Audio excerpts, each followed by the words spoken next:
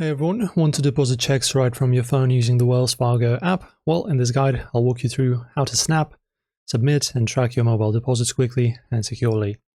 If you haven't already, download or open the Wells Fargo mobile app and sign in with your credentials. Tap deposit at the bottom of the app or use the deposit checks shortcut. Select the account you want to deposit into. Your default account will be pre-selected, but you can change it if needed. Enter the check amount exactly as written. You'll also see your daily and 30-day deposit limits on the screen. Endorse the back of the check with your signature and write "For mobile deposit at Wells Fargo only," or check the mobile deposit box if available.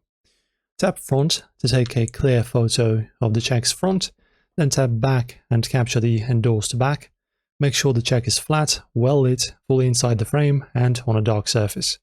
Confirm the details and tap deposit. You'll get an on-screen confirmation and an email once Wells Fargo receives it.